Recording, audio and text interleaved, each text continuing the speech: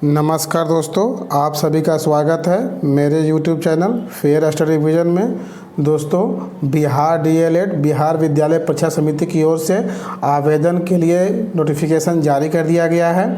इसमें क्या क्या प्रोसेस है इसके बारे में एक बार ऑनलाइन करने से पहले इसे एक बार अवश्य समझ लें, देख लें कि कितना उम्र चाहिए, कितना पैसा लग रहा है, ऑनलाइन भरा रहा है कि ऑफलाइन भरा रहा है, इसका एग्ज़ाम का सिलेबस क्या है, ये सारे हम इस वीडियो में हम जिक्र करने वाले हैं। तो आप लोग आवेदन करने से पहले एक बार इस वीडियो को अच्छे से समझ लें, उसके बाद ही आप लोग ऑनलाइन करें ताकि गलती ना हो। गलती करने में परेशानी, गलती करने से आप लोग इसको बचें। तो एक बार पूरा प्रोसेस समझ लें कि बिहार डीएलएड में क्या क्या डॉक्यूमेंट चाहिए, क्या कैसे इसका पैटर्न होता है, इसका उम्र सीमा क्या है, एग्ज़ाम कैसे होंगे और इसका जो काउंसलिंग होता है वो ऑनलाइन होता है कि ऑफलाइन होता है, ये सारे हम इस वीडियो में हम बात करने वाले हैं।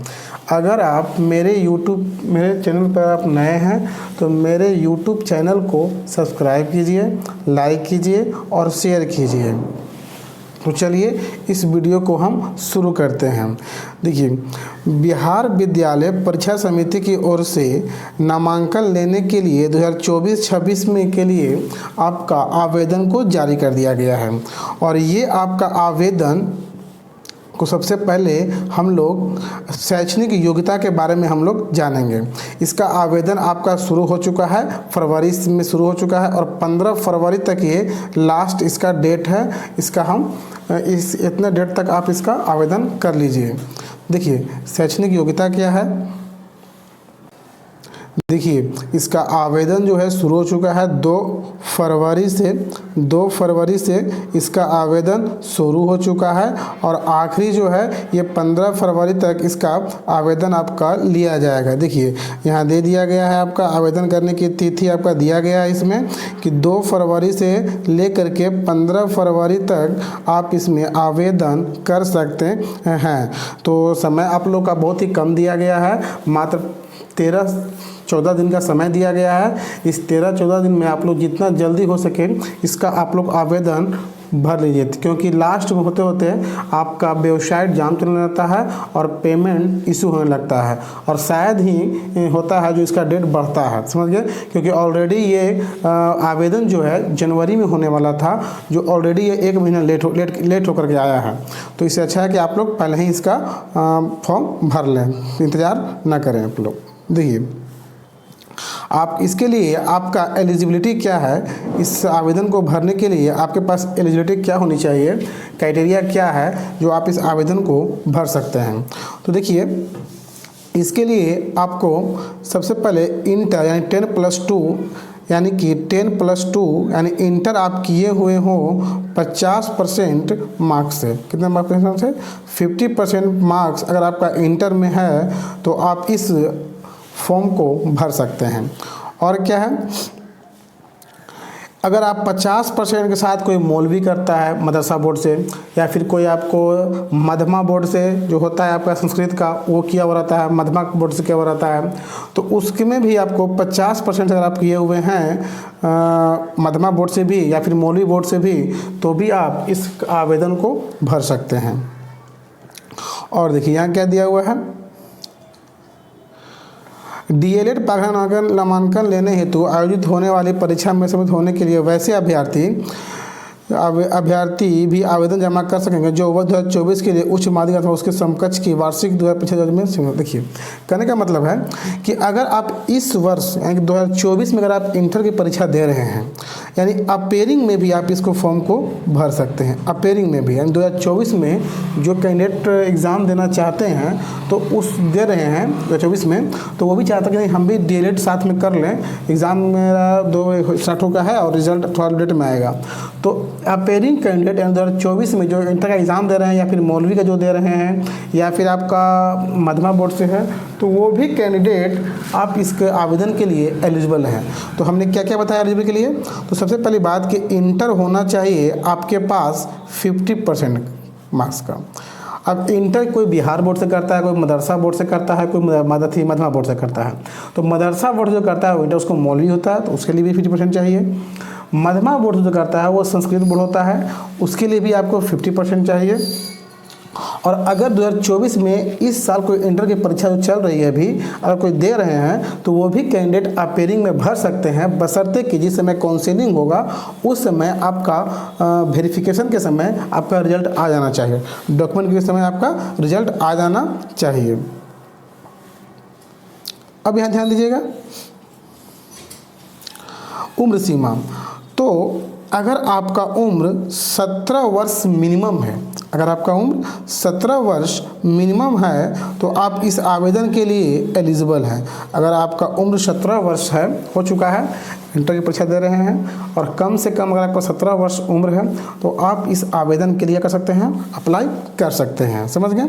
देखिए मिनिमम ये दिया गया है, मैक्सिमम नहीं है। इसमें मैक्सिमम बताया गया कि 35 साल तक, 40 साल तक भी नहीं, मैक्सिमम अगर कुछ भी है लेकिन कम से कम आपका 17 वर्ष होना चाहिए, यानी मैक्सिमम इसमें नहीं बताया गया है। चलिए प्रवेश की प्रक्रिया क्या चीज़ है, तो देखिए सबसे पहली बात कि ये 2 साल से बिहार बोर्ड इंट्रेंस एग्ज़ाम ले रही है।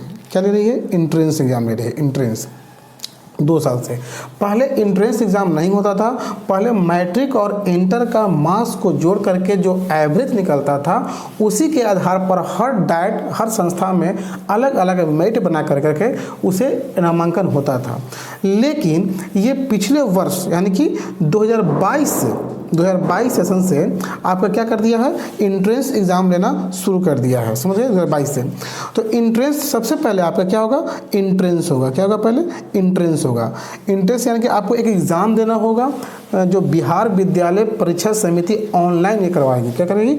ऑनलाइन एग्ज़ाम करवाएगा बिहार विद्यालय समिति। इस इंट्रेंस देने के बाद आपका जो मार्क्स आएगा उस मार्क्स के आधार पर आपका मेरिट बनेगा और उस मेरिट के हिसाब से आपको पता चलेगा कि आपको किस कॉलेज में मिला है। क्योंकि बिहार विद्यालय परीक्षा समिति से सरकारी कॉलेज और प्राइवेट कॉलेज दोनों ही क्या चीज़ है, गवर्नमेंट कॉलेज और प्राइवेट कॉलेज दोनों ही मान्यता प्राप्त है, गवर्नमेंट भी है और प्राइवेट भी है। तो अगर बेहतर मार्क्स आएगा तो आपको गवर्नमेंट कॉलेज मिलेगा, अगर थोड़ा सा कम मार्क्स आएगा तो आपको क्या मिलेगा, प्राइवेट कॉलेज मिलेगा। तो वो आपको मार्क्स के आधार पर डिसाइड होगा कि आपको गवर्नमेंट मिलेगा कि प्राइवेट मिलेगा। यानी कि एक आपका एंट्रेंस एग्जाम देने के बाद आपका मेरिट बनेगा, उसके बाद काउंसलिंग होगा, उस काउंसलिंग के हिसाब से आपको कॉलेज मिलेगा कि किस स्कूल में आपको एडमिशन मिला है, गवर्नमेंट मिला है कि प्राइवेट में मिला है। चलिए आगे चलते हैं। आरक्षण देखिए कैटेगरी होता है, कैटेगरी में आपका आरक्षण प्रधान है। आपका एससी एसटी बीसी ईबीसी जो भी कैंडिडेट होते हैं, एससी एसटी एससी हो गया, एसटी हो गया, बीसी हो गया, ईबीसी हो गया, ये सभी के लिए आरक्षण का क्या है, प्रावधान है। आरक्षण क्या है, प्रधान है। देखिए आपको पता होना चाहिए कि बिहार सरकार ने जहाँ तक जनगणना करवाया और उसके बाद आरक्षण के आर्थिक आधार पर उसको बढ़ाया गया। ईबीसी को कितना किया गया, आपका 25% किया गया और बीसी का 18% किया गया और उसके बाद फिर आपका एससी एसटी को भी आरक्षण का क्या दिया गया, बढ़ाया गया। तो इस आरक्षण के आधार पर आपका जो होता है उसी आधार पर आपका आरक्षण के आधार पर आपका वहाँ क्या होगा, एडमिशन होगा। चलिए आगे देखिए, अब देख लेते हैं हम लोग, अब हम देख लेते हैं परीक्षा का पैटर्न क्या रहने वाला है। परीक्षा का पैटर्न क्या रहने वाला है, देखिए यहाँ दे दिया गया है आपको, थोड़ा सा ऊपर करते हैं इसको। देखिए एक मिनट परीक्षा का क्या प्रारूप है। देखिए सबसे पहली बात कि आपका जो परीक्षा है,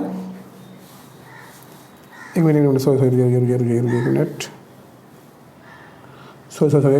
सॉरी 150 क्वेश्चन नहीं है, सॉरी 120 क्वेश्चन है। क्योंकि 2022 में जो शुरू में हुआ था ना, वो 150 प्रश्न था। जिस समय हम लोग दिए थे उस समय 150 प्रश्न था और एक क्वेश्चन 3 मार्क्स का था, 450 का था। लेकिन 2023 वाला में चेंज कर दिया गया था सिलेबस को 150 से क्या कर दिया गया था, 120 कर दिया गया है। क्योंकि जो रीजनिंग देख रहे हैं ना 10 और रीजनिंग 30 क्वेश्चन, टोटल मिला के 30 प्रश्न होता था।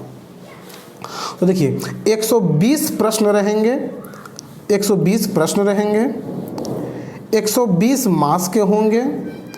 समय आपको 2.5 घंटा का रहेगा, समय आपका 2.5 घंटा का। 120 प्रश्न 120 मार्क्स का, यानी हर क्वेश्चन 1 मार्क्स का, 2.5 घंटा का समय रहेगा। समझ रहे हैं? अब देखिए इसमें, इस बॉक्स में आप देखिएगा, तो इस बॉक्स में आप देखिएगा तो आप यहाँ देख रहे होंगे कि कोई बच्चा कोई हिंदी लिया हुआ रहता है, कोई उर्दू लिया हुआ रहता है, कोई मैथ लिया हुआ रहता है, कोई साइंस रहता है, कोई समाज विज्ञान है, कोई इंग्लिश है, लॉजिकल है। देखिए इस सब में आपका, इसको आप ध्यान से देखिएगा, तो आपसे जो उर्दू लिया हुआ है वो उर्दू ले सकता है इंटर में, या फिर जो हिंदी लिया हुआ है वो हिंदी ले सकता है। समझ गए? तो इसमें उर्दू और हिंदी में से दोनों में से कोई एक चयन करना है, और ये दोनों 25 क्वेश्चन रहेगा, 25 मार्क्स रहेगा। या तो आप हिंदी ले लीजिए तो हिंदी में 25 क्वेश्चन रहेगा, 25 मार्क्स का रहेगा। मैथ रहेगा आपका 25 क्वेश्चन है, 25 मार्क्स का रहेगा।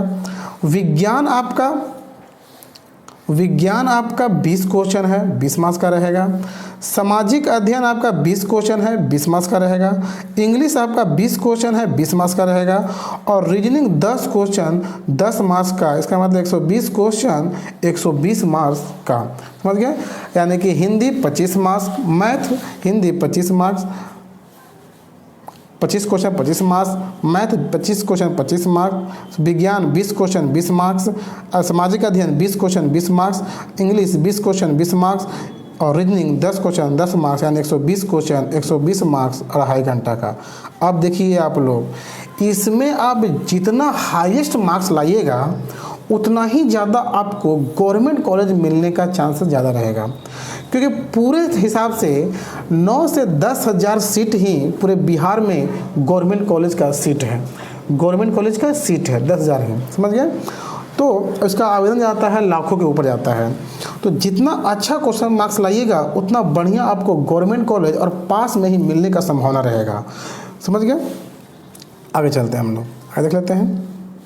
देखिए फॉर्म भरने के लिए कम से कम एक चीज़ और है कि न्यूनतम अर्हता अंक, आपको प्रवेश परीक्षा में कम से कम आपको जो जनरल है उसको कम से कम 35% लाना ही है आपको। 120 का निकाल लीजिए 35%, और जो आरक्षित श्रेणी से है वो 30% मिनिमम ये क्वालिफाइंग है। यानी इतना मार्क्स आपको लाना ही है, मिनिमम क्वालिफाई करना ही है। उसके बाद ही आपको पता चलेगा कि आपको कौन कॉलेज में मिल रहा है, प्राइवेट मिल रहा है, गवर्नमेंट में मिल रहा है। तो मिनिमम क्वालिफाइंग ये है। समझ गए? उसके बाद देखेंगे हम लोग कि फ़ी कितना लग रहा है फॉर्म को भरने में। तो फॉर्म भरने में लग रहा है आपको जो सामान्य वर्ग का है, या फिर ईबीसी है, बीसी है, बीसी है, या फिर BC1 है, इस सभी के लिए 960 रुपया, और SC ST के लिए आपको 760 रुपया लग रहा है। यानी जनरल, BC, EBC जितने सभी के लिए 960, और SC और ST और दिव्यांग के लिए 760 रुपया लग रहा है।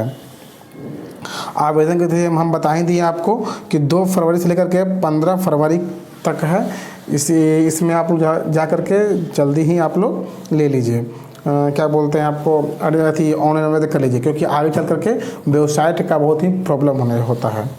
अब देखिए नॉर्मलाइजेशन क्या प्रक्रिया है। देखिए अगर एग्ज़ाम एक शिफ्ट से और एक दिन से ज़्यादा होगा तो वहाँ नॉर्मलाइजेशन का प्रक्रिया अपनाया जाएगा। एक शिफ्ट से ज़्यादा में 2 पाली में हो रहा है और एक दिन से ज़्यादा हो रहा है तो वहाँ पर आपका नॉर्मलाइजेशन की प्रक्रिया होगा। अब देखिए यहाँ सबसे पहले आपको क्या करना पड़ेगा, तो सबसे पहले आपको रजिस्ट्रेशन करवाना होगा। सबसे पहले फॉर्म में रजिस्ट्रेशन करना होगा। जो आपका मैट्रिक का नाम है उस नाम के हिसाब से, फादर्स नेम, अपना नाम, mother's name, date of birth के हिसाब से आपको रजिस्ट्रेशन करवाना होगा। और जो आप रजिस्टर्ड नंबर दीजिएगा, क्योंकि देखिए कुछ भी इंफॉर्मेशन आता ना है तो उसी पे आता है। उसके बाद एप्लीकेशन फॉर्म को अप्लाई करना है। उसके बाद आप पेमेंट कीजिएगा, और पेमेंट करने के बाद आपका फाइनली सबमिटेड होगा। और फोटो देखिए, फोटो दे दिया है। फ़ोटो आपका रंगीन होना चाहिए और हाल ही का फ़ोटो खींचा हुआ होना चाहिए। समझ गए?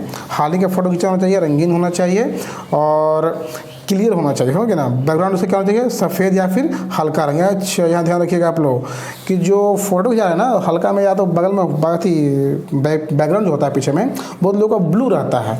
या तो देखिए ब्लू है तो गलत नहीं है, लेकिन यहाँ जो बताया गया है आपको, या तो आप सफ़ेद दीजिए या फिर हल्का रंग दीजिए। ब्लू में भी होता है तो हल्का रंग होता है, ताकि पिक्चर जो हो, फोटो जो आदमी जो है वो क्लियरली रूप से पता चल सके, समझ गए। उसके बाद साइन कीजिए। साइन करने के बाद आपको अपलोड करना है मैट्रिक का प्रमाण पत्र, उसके बाद इंटर का प्रमाण पत्र, और कोई SC ST उम्मीदवार है तो उसके लिए भी, या फिर BC BC कोई इसके पास जाती है तो उसके लिए भी अभ्यर्थी करना है आपको, कोई EWS है तो उसके लिए करना है। जितना भी अपलोड कर रहे हैं सभी को रखना होगा, क्योंकि जब आपका अथी होगा, क्या बोलते हैं, काउंसलिंग होगा, तो उस समय आपको ये सब मांग किया जाएगा डॉक्यूमेंट्स को, समझ गए।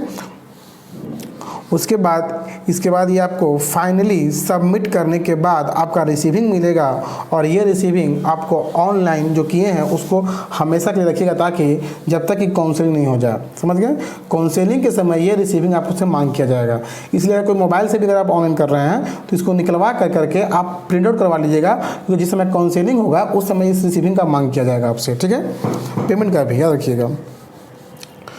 ये सारी चीज़ों को हम बता दिए आज कि कैसे आपको फॉर्म भरना है, कैसे आपका एग्ज़ाम्स है होगा, कैसे काउंसलिंग होगा, कौन कौन से डॉक्यूमेंट्स लग रहे हैं, कितना उम्र है, कितना आपका पैसा लग रहा है, इस सारी चीज़ों को हम बता दिए।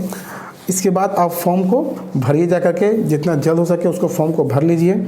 इसके बाद फिर हम नेक्स्ट एक अगला वीडियो लेके आने जा रहे हैं कि टीचर की बहाली तो अभी आ गई है, यानी कि इतना जल्दी बिहार में टीचर की बहाली हो रही है कि फिलहाल देखा जाए तो लगभग में 2 लाख की बहाली हो चुका है।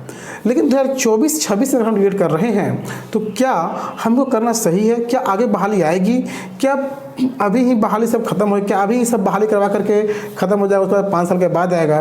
तो इस एक वीडियो नेक्स्ट वीडियो में हम इसको बताने वाले हैं कि DLED करना क्या सही है क्या नहीं है, और करना है तो हमको कहाँ से करना है, इसका कितना फ़ी हो चुका है, ये सब हम नेक्स्ट वीडियो में हम बात करेंगे। अगर वीडियो ये अच्छा लगा हो तो लाइक कीजिए, सब्सक्राइब कीजिए, और किस तरह से कोई आपको DLED से संबंधित, BED से संबंधित कोई भी आपको संबंधित कोई क्वेश्चन है, इस वीडियो से संबंधित कोई भी अगर आपको प्रॉब्लम है तो वो आप यहाँ कमेंट कर लीजिए, हम उसका जवाब देने का पूरा प्रयास करेंगे। बहुत बहुत धन्यवाद।